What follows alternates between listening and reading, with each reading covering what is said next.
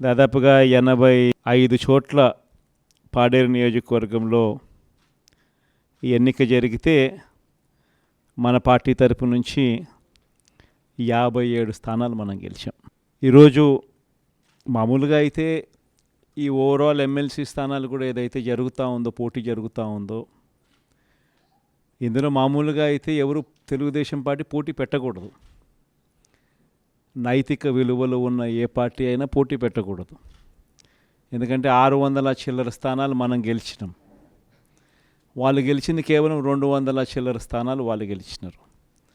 మనకు వాళ్ళకు మధ్య తేడా దాదాపుగా 387 స్థానాలు వాళ్ళకు మనకు తేడా ఉంది. గెలిచిన వాళ్ళంతా కూడా మన పార్టీ గుర్తు మీద, మన పార్టీ జెండా మీద గెలిచిన వాళ్ళు. వాళ్ళ సైడ్ అయినా అంతే, మన సైడ్ అయినా అంతే. మరి అటువంటప్పుడు మెజారిటీ లేనప్పుడు ఎవరైనా కూడా పోటీనే పెట్టకూడదు. మామూలుగా మీ జగనే ముఖ్యమంత్రి స్థానంలో ఉండి ఇటువంటి పరిస్థితి కనుక ఉంటే, వాళ్ళకే కనుక మెజారిటీ కనుక ఉంటే అసలు మనం పోటీ పెట్టుండే వాళ్ళమే కాదు. ఎందుకు పోటీ పెట్టాలి?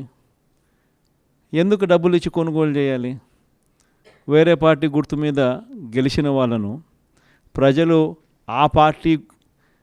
వాళ్ళకు ఓట్లు వేసింది ఆ పార్టీ గుర్తును చూసి, ఆ పార్టీ పేరు చెప్పి, ఆ పార్టీ గుర్తును చూసి, ఆ పార్టీ తరపున వెళ్ళి ఓట్లు అడిగిన తర్వాత, గెలిచిన తర్వాత అటువంటి వాళ్ళను మనం ముఖ్యమంత్రిగా ఉన్నాం కదా, పోలీసులు మన చేతుల్లో ఉన్నారు, అధికారులు మన చేతుల్లోనే ఉన్నారు, డబ్బులు మన దగ్గర దండిగా ఉన్నాయి కాబట్టి ఆ డబ్బులు మనం ఖర్చు చేసి మనం ఎటువంటి పరిస్థితుల్లో అధర్మంగా అయినా కూడా మనం గెలిచాలి కదా అని ఆలోచన చేసి, అదే కార్యక్రమం ముఖ్యమంత్రిగా ఉన్న వ్యక్తిగా మనం చేసి ఉంటే అది ధర్మమేనా?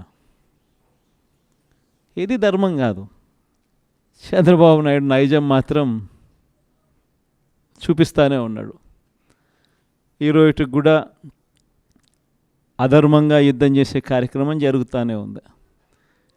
అధర్మంగా యుద్ధం చేసే కార్యక్రమంలో భాగంగా మన పార్టీ తరపు నుంచి ఎవరైతే గెలిచినారో వాళ్ళందరికీ ఫోన్లు చేయడం, లేదా వాళ్ళ దగ్గరికి మనుషులను పంపించడం, నీకు 5 లక్షలు ఇస్తా, నీకు 10 లక్షలు ఇస్తా, వస్తావా అని పిలవడం, అడగడం.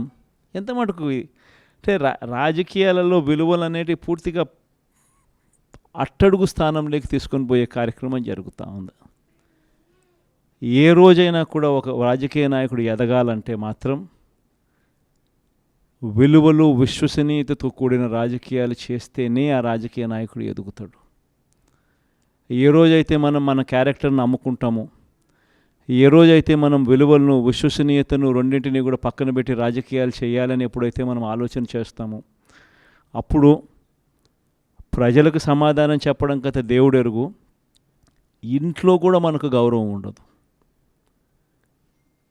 ఇంట్లో కూడా మనకు గౌరవము, వాల్యూ ఉండదు అన్న సంగతి ప్రతి ఒక్కరూ కూడా గుర్తుపెట్టుకోమని కోరుతా ఉన్నా. నేనైతే నా జీవితంలో రాజకీయాలు నేను అట్టే చేశా. నేను కాంగ్రెస్ పార్టీ నుంచి బయటకు వచ్చినప్పుడు వెనక్కి తిరిగి చూస్తే నా వెనకాల ఎవరు లేరు.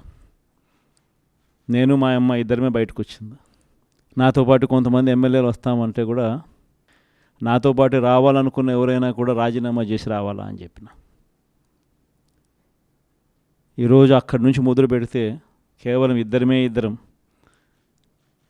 పార్టీ నుంచి బయటకు వచ్చి మొదలు పెడితే ఈరోజు దేవుని దయతో ప్రతి అడుగులోనూ కూడా విలువలతో కూడిన రాజకీయాలే చేశాము, విశ్వసనీయతతో కూడిన రాజకీయాలే చేశామని గర్వంగా తలెత్తుకొని కూడా చెప్పగలుగుతాం. ఎందుకు మొన్న ఎలక్షన్లే 2014 ఎలక్షన్ మీ అందరికీ గుర్తుండే ఉంటుంది. మనం ఓడిపోయాం ఆ ఎలక్షన్. ఓడిపోయేటప్పుడు కూడా నా దగ్గరికి చాలామంది వచ్చినారు. మన వాళ్ళే నా దగ్గరికి కూడా వచ్చినారు. మన మంచి కోసమే చెప్పారు, నా మంచి కోసమే చెప్పారు. అన్న చంద్రబాబు నాయుడు ఇష్టం వచ్చినట్టు అబద్ధాలు ఆడుతూ ఉన్నాడు, రైతులకు రుణమాఫీ అంటూ ఉన్నాడు, మహిళలకు రుణమాఫీ అంటూ ఉన్నాడు, ఇంటింటికి ఉద్యోగం అంటున్నాడు, ఉద్యోగం ఇకపోతే 2000 అంటున్నాడు, ప్రతి ఒక్కరికి 3 సెంట్ల స్థలం అంటూ ఉన్నాడు. ఈయన చంద్రబాబు నాయుడు అంటూ ఉన్నాడన్నా, మనం కూడా అనకపోతే ఎట్టా, మనం కూడా రైతులకు రుణమాఫీ చేయకపోతే చేస్తామని చెప్పకపోతే ఎట్టా, ఫస్ట్ చెప్పేసేయండి నా, మళ్ళీ సంగతి మళ్ళీ చూస్తాము అని నాతో కూడా చెప్పినారు. కానీ చెయ్యలేనిది, జరగనిది చెప్పడానికి మీ జగన్ ఇష్టపడలా. అబద్ధం చెప్పనందుకు ఆ ఎన్నికల్లో మనం ఓడిపోయినాం. ఆ ఎన్నికల్లో మనం ఓడిపోయి ప్రతిపక్షంలో కూర్చున్నాం. దాని తర్వాత చంద్రబాబు నాయుడు పరిపాలన చేశాడు. అడ్డగోలుగా ఆయన చెప్పినవన్నీ అబద్ధాలని చెప్పి ప్రజలందరూ కూడా నమ్మేట్టుగా, ప్రజలందరికీ కనిపించేట్టుగా చంద్రబాబు నాయుడు అనే వ్యక్తి ప్రజలను మోసం చేశాడు అన్నది తెలిసేట్టుగా ఆ తర్వాత 2019 ఎన్నికలు వచ్చేసరికి ఏకంగా చంద్రబాబు నాయుడు అనే వ్యక్తికి డిపాజిట్లు కూడా దక్కని అందువానమైన పరిస్థితులకి పోయాడు. 2019లో మనం అధికారంలోకి వచ్చినాం. మన మేనిఫెస్టోలో చెప్పింది ఏది కూడా పలాని మాట చెప్పినామనంటే ఒక్క మాట కూడా తప్పకుండా మొట్టమొదటిసారిగా రాజకీయాలలో విలువలు అంటే ఏమిటి, విశ్వసనీయత అంటే ఏమిటి అనే పదానికి మనం అర్థం తీసుకొస్తూ అడుగులు వేశాం మొట్టమొదటిసారిగా. ఇంతకుముందంతా మేనిఫెస్టో అంటే చెత్తబుట్టలో వేసే డాక్యుమెంట్. మొట్టమొదటిసారిగా మేనిఫెస్టో అంటే చెత్తబుట్టలో వేసే డాక్యుమెంట్ కాదు. మేనిఫెస్టో అని అంటే ఒక బైబిలు, ఒక భగవద్గీత, ఒక ఖురాన్ అని చెప్పి మొట్టమొదటిగా నిర్వచనం మారుస్తూ చెప్పిన ప్రతి మాట కూడా నెరవేర్చాం. ఒక 10% జనాభాలు మాత్రం చంద్రబాబు నాయుడు మోసాన్ని నమ్మారు. చంద్రబాబు నాయుడు క్యాంపెయినింగ్ ఇంటింటికి పోయినప్పుడు వాళ్ళ ఎమ్మెల్యేలు చేసిన క్యాంపెయిన్ పిల్లలు కనపడితే నీకు 15,000, నీకు 15,000, నీకు 15,000, నీకు 15,000 సంతోషమా అని అడిగే క్యాంపెయిన్. వాళ్ళ అమ్మ కనపడితే నీకు 18,000 సంతోషమా అని అడిగే క్యాంపెయిన్. వాళ్ళ ఇంట్లో ఇంకొక ఆడవాళ్ళు కనపడితే నీకు మళ్ళీ 18,000 సంతోషమా అని అడిగే క్యాంపెయిన్. వాళ్ళ ఇంట్లో ముసలోళ్ళు ఎవరైనా బయటకు వస్తే నీకు నెలకు 4,000 పెన్షన్ సంతోషమా అని అడిగే క్యాంపెయిన్.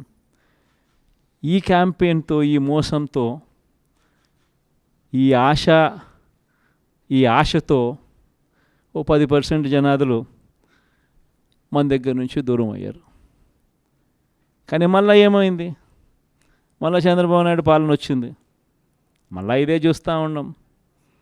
ఈరోజు 22 నెలలు అయిపోయింది. స్కూళ్ళు తెరిచినాయి, పిల్లలు బళ్ళకు పోతూ ఉన్నారు. కనీసం జగనే ఉంటే కనీసం అమ్మఒడి కింద 15,000 ఈ పాటికి జగన్ వేసి ఉండేవాడు. ఆ 15,000 బాయా, ఈయన నీకు 15,000, నీకు 15,000, నీకు 15,000 అని ఇస్తానని చెప్పి అది బాయా. వ్యవసాయ పనులు ముమ్మరంగా సాగుతూ ఉన్నాయి. జగనే ఉంటే రైతు భరోసా కింద 13,500 చేతిలో పడేది. జగనే ఉంటే చంద్రబాబు వచ్చాడు, 20,000 ఇస్తానన్నాడు. ఆ 13,500 బాయా, ఆ 20,000 బాయా.